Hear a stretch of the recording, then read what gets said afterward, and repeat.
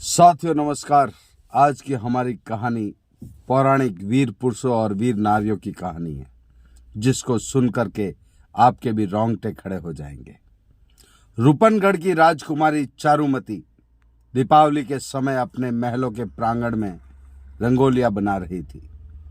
तभी अचानक वहां पर एक चित्र बेचने वाली महिला आई और उसने कहा कि महापुरुषों, भगवान देवताओं के चित्र खरीद लो। तो चारुमती ने अपनी सहेलियों के साथ मिलकर के बहुत से सुंदर सुंदर राजाओं महाराजाओं के चित्र खरीदे, श्री राम के चित्र खरीदे, महाराणा सांगा के चित्र खरीदे। तभी उस बूढ़ी औरत ने कहा कि मेरे पास एक और ऐसा चित्र है जिसको देखते ही आप पसंद कर लोगे। तो चारुमती ने कहा कि ऐसा किसका चित्र है, बताइए। तो उसने कहा कि औरंगजेब जो दिल्ली के राजा हैं। तो औरंगजेब का नाम सुनते ही चारुमती की आंखें तीखे तेवर से भर गई और उसने कहा कि लाओ, दिखाओ वो चित्र। औरंगजेब का चित्र लिया, उसके पैसे दिए और अपनी सहेलियों से कहा कि सब अपना अपना जूता निकालो और इस चित्र को पीटो। और सभी सहेलियों ने और राजकुमारी ने मिलकर के उस चित्र की ऐसी हालत कर दी कि शत विकसत कर दिया, हर कोने कोने से फाड़ दिया, मुंह पर कालिक पोत दी और वो चित्र उसी बूढ़ी औरत को वापस दे दिया और कहा कि जाकर के वापस औरंगजेब को दे देना और कहना कि रूपनगढ़ की राजकुमारी चारुमती ने यह हालत की है। उस बूढ़ी औरत ने वो चित्र लिया और वापस औरंगजेब के पास जब गई तो उसने औरंगजेब से कहा कि महाराजा, ये आपके चित्र की हालत रूपनगढ़ के राजकुमारी ने की है। ये सारा नज़ारा देखकर औरंगजेब बहुत ही गुस्से से भर गया और राजकुमारी को सबक सिखाने के लिए उसने विवाह के लिए पत्र भेजा रूपनगढ़। अब औरंगजेब का पत्र था तो स्वभाव और ये तो सीधी सी बात है कि सबको स्वीकार करना पड़ेगा। अगर स्वीकार नहीं करेंगे तो लड़ाई करनी पड़ेगी। तो फिर राजकुमारी चारुमती के भाई उस समय के राजा थे, राजा मान सिंह। उसने सहर्ष स्वीकार कर दिया विवाह का प्रस्ताव।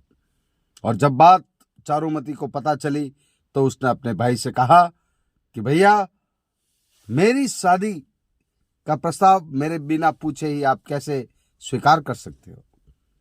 तो मान सिंह ने कहा कि तुमने भी तो चित्र हमसे पूछ के थोड़ी फाड़ा था। अब जब वहां से यह प्रस्ताव आया है तो हमें स्वीकार करना पड़ेगा, अन्यथा वो हमारे ऊपर चढ़ाई कर देगा। तो फिर चारुमती ने कहा कि मेरी रक्षा करो, लड़ो। तो मान सिंह ने कहा कि हमें लड़ने से डर नहीं लगता है, मरने से डर नहीं लगता है, लेकिन उसकी जो हजारों की सेना है जब हमारे ऊपर चढ़ाई करेगी तो हमारे साथ साथ हमारी प्रजा, उनको भी बहुत ही हानि पहुंचेगी। यहाँ की सारी स्त्रियों को उठा करके ले जाएगा, यहाँ पे सब तबाही मचा देगा। इस बात का डर है और इसी डर से बचने के लिए हमने ये विवाह का प्रस्ताव स्वीकार किया है। तो राजकुमारी ने कहा कि भैया, यदि आप मेरी रक्षा नहीं कर सकते तो मैं अपनी रक्षा खुद कर लूंगी। तो मान सिंह ने कहा कि अवश्य, जैसा तुमको सही लगे। उसके बाद में चारुमती ने पत्र लिखा मेवाड़ के राजा राज सिंह को कि मेरी रक्षा कीजिए, औरंगजेब मुझसे शादी करना चाहता है, मेरी इज्जत और आबरू को बचाइए।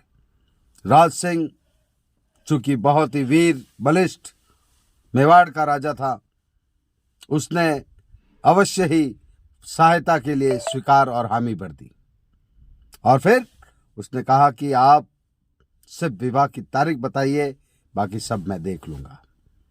और राज सिंह ने औरंगजेब को पत्र लिखा और कहा कि रूपनगढ़ की राजकुमारी चारुमती से आप विवाह करना चाहते हैं, वहां पर मत आना, क्योंकि अब वहां पर विवाह मैं करूंगा।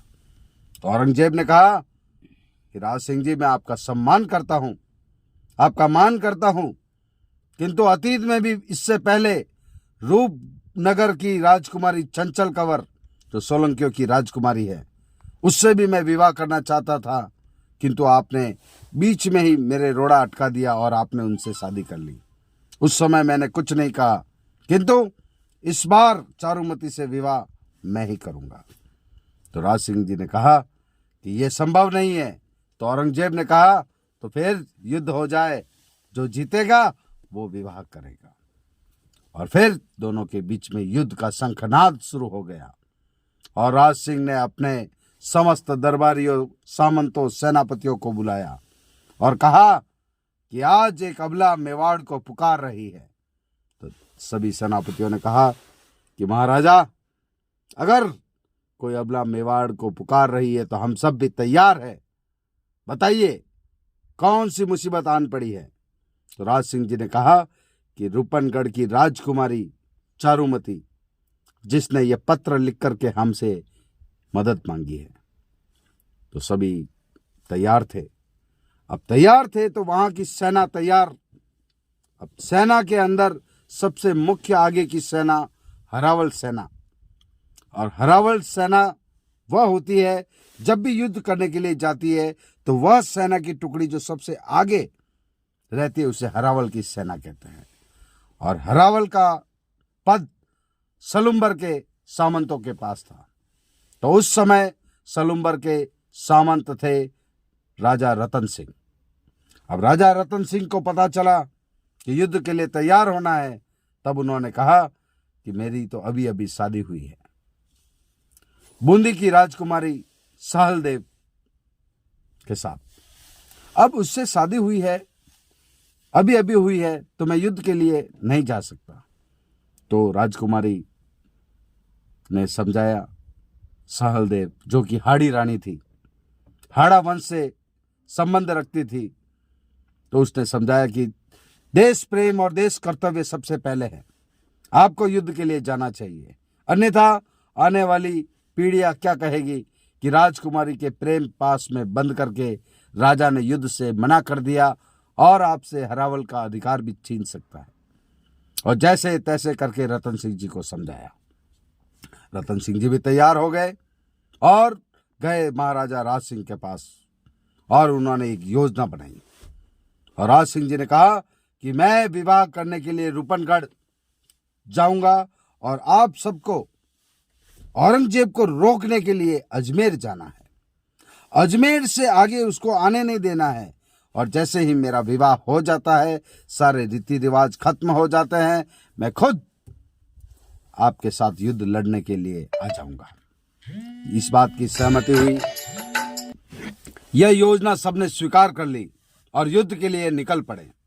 जैसे ही सलुम्बर के सामंत रतन सिंह जी युद्ध के लिए निकले और नया नया विवाह हुआ था, अपनी रानी से जी भर करके प्रेम प्रसंग भी नहीं किया था, जी भर के देखा भी नहीं था, और वो निकल लगे।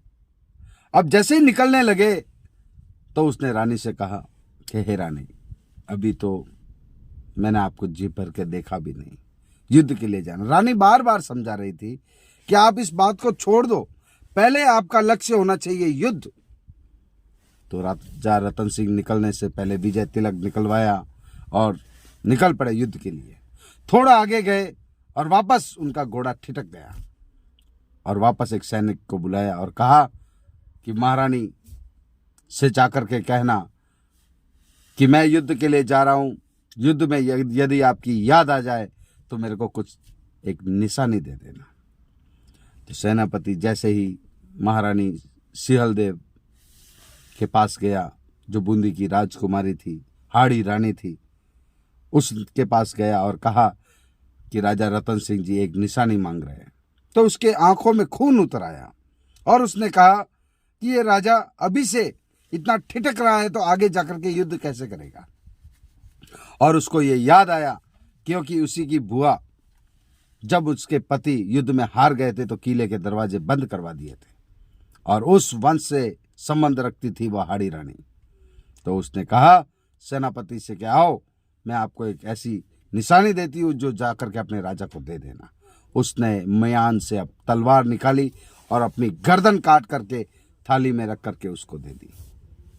और जैसे ही वो सैनिक थाल को ले जाकर के रतन सिंह जी के सामने प्रस्तुत और खड़ा हुआ और जब थाल से वो कपड़ा उठाया तो रतन सिंह जी की आंखें फटी की फटी रह गई और उसके मन में इतनी ग्लानि, क्रोध बस गया कि उस बालों की चोटी बना करके उसने उस सिर को अपने गले में लटकाया और निकल पड़े युद्ध के लिए, और औरंगजेब को 1 इंच भर भी अजमेर से आगे नहीं आने दिया।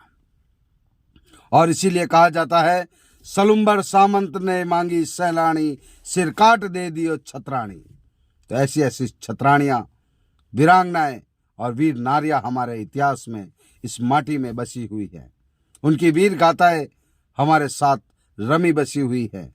आज भी उनकी खून की एक एक पुकार हमको वापस आह्वान करती है कि हम कौन है, हमारा कुल कौन सा है, हमारा वंश कौन सा है। और उसी प्रकार हमें भी अपनी वीरता, पौरुषता को समय आने पर अवश्य दिखाना चाहिए। तो साथियों, यह है एक बहुत ही विचित्र वीर गाथा हाड़ी रानी की, जिन्होंने अपने पति के मात्र सैलानी मांगने पर अपने शीर्ष की बलि देकर के उनको प्रेरित किया। ऐसी ही कहानियों से जुड़ने के लिए हमारे चैनल के साथ बने रहे। धन्यवाद।